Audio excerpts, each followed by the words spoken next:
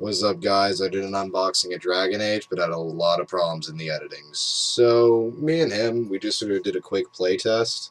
This is Jay, by the way. He does have a YouTube channel. I think he did a lot of Portal Let's Plays. Portal and a few Half-Life Let's Plays. Should probably go check him out. They're old, though. Those 32 of you that watch some of my videos. Alright, so hopefully I'm going to have an interview with Andrew Wood later tonight. I'm not sure when that'll get posted. Not even really sure how to do Google Plus Hangouts, so we'll figure it out as we go.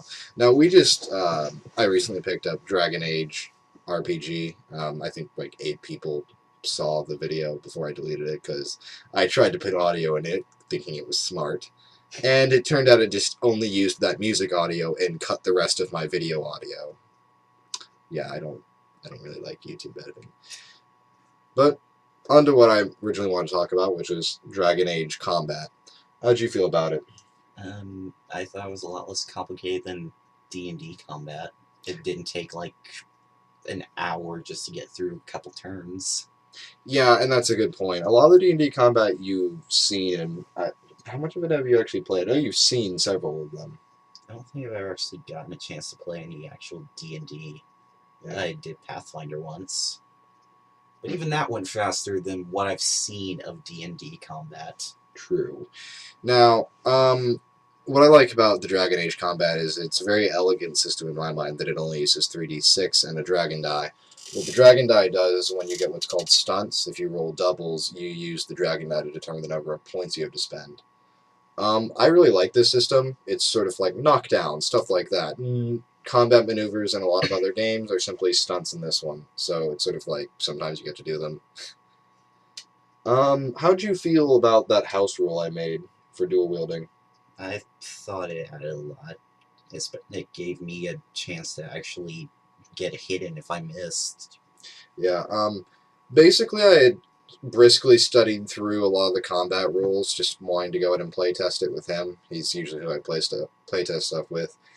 And I never encountered anything regarding actually using dual weapons other than you can take a different stance. So I just rolled, I'm the one running it, I'm like, well, you get an attack with each weapon. It doesn't actually mean that you necessarily do more damage, it's that you get an extra chance to hit, and if both happen to hit, more power to you.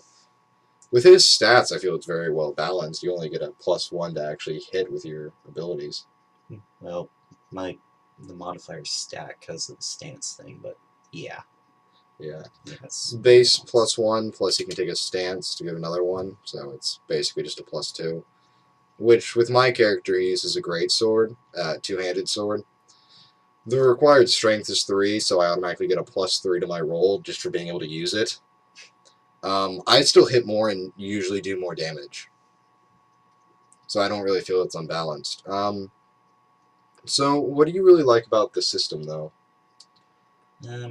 I'm kind of happy it doesn't take so many dice. It's just pure 3d6s. Yeah. What about the character generation? We also ran through that tonight. We made him a character. By the way, I won't be able to cover mages or rogues in this one, mainly just because I playtested with him really quick, and we both warrior. Yeah, I went two-handed. We both picked up archery. Didn't get a chance to use the bows. We just ran through the first combat encounter and the Dalish Curse. It comes with set 1. I would recommend running it. It is very good from what I've seen of it, which isn't much. Well, first encounter is good at least. We know that. By the way, the fact that we managed to survive it without a healer, and it's the 2 of us.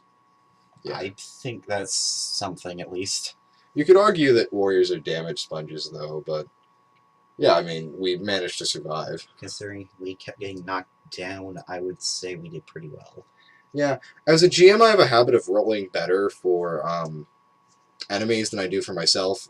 I have a habit of also having a character in-game that avoids metagaming. Just like, I just play the simple guy that basically helps with the story. And it's sort of my way to gently guide them if they want to. They can ignore my character, I don't care, but, you know. We actually made him party leader. So much pressure. So much pressure. So why don't we talk a bit about character generation? Okay. Unlike a lot of games that have you roll 3d6 down the line, I find that this actually suits it very well, considering you generate your attributes before you actually pick your background and/or class. However, it does hurt if you had a character concept, i.e., I want to be a warrior but roll crap warrior stats. This is taken care of with a variation. It's not a variation rule. I think it's just a rule in the book that you can swap two attributes, just swap them, and that's all you can do though. But let's say you had a really high magic and like crap strength as a warrior, well, just swap those two. You're never going to use magic. Yeah. What do you think about the backgrounds? I liked the little sample backgrounds they provided. I thought that gives you a good starting point on where to build things. Yeah.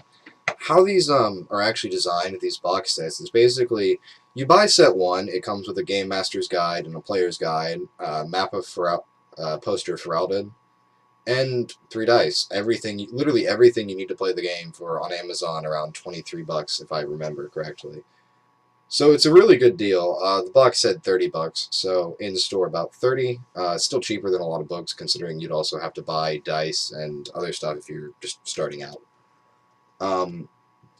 I also like having it in 2 different books. A lot of books like Anima, which I actually enjoy, the Game Master's Guide is in the same book as the Player's Guide. So if I'm the only one with a book, I have to share my Game Master's Guide with my players.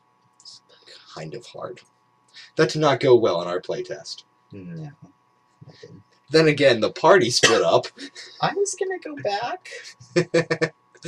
Yeah, another DM rolled up and was like, "Rocks fall, dude. Just bail out." Was not pretty. What's interesting about the backgrounds is that you have a certain set number of things you do based on your background, which is sort of like where you're from. The attributes are just, your natural attributes, your dexterity, your strength, your constitution, etc., how smart you are, charisma. It's actually communication in this game. Anyways, you actually roll 2d6 twice, and it associates with a chart, for backgrounds at least. And from there, you pick whichever of the 2 options you liked more.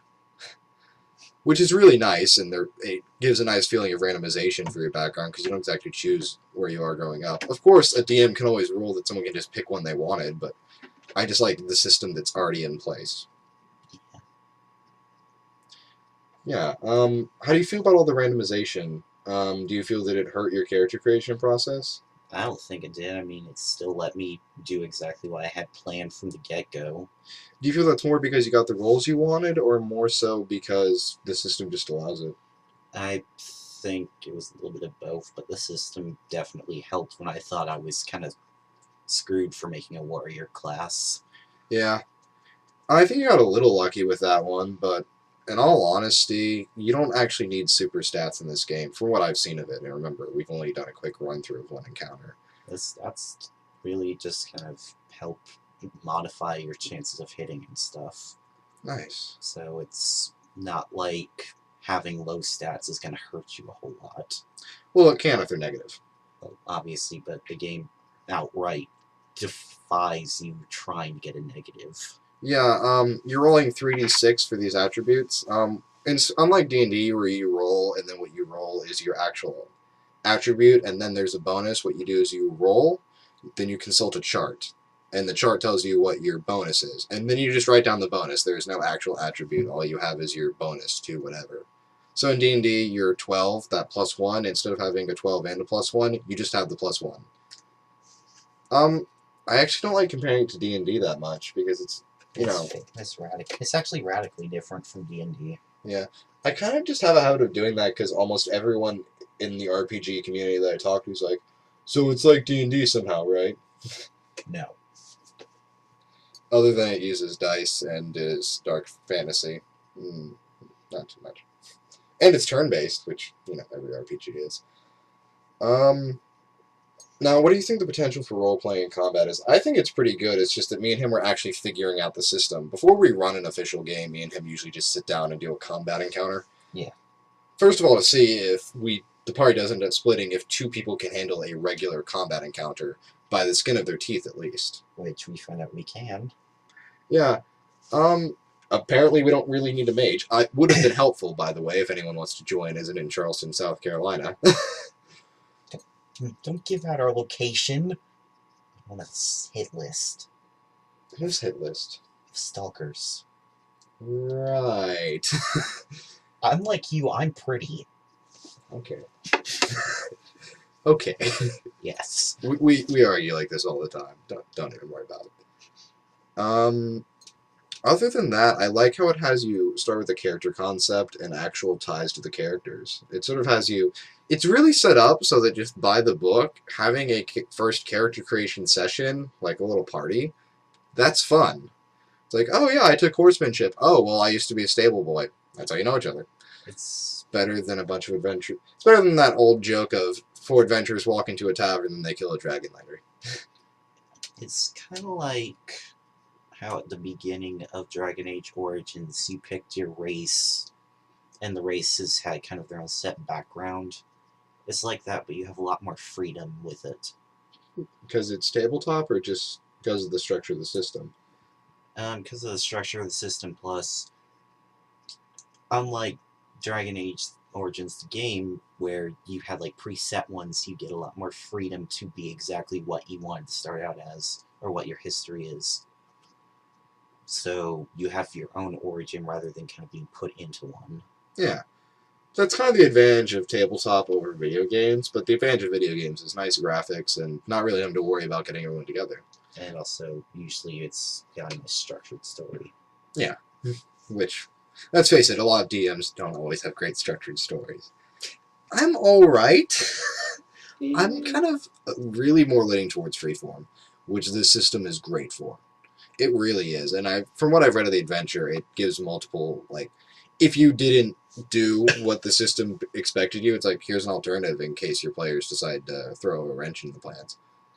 Which, considering who we have a tendency to RP with, is pretty high in chance.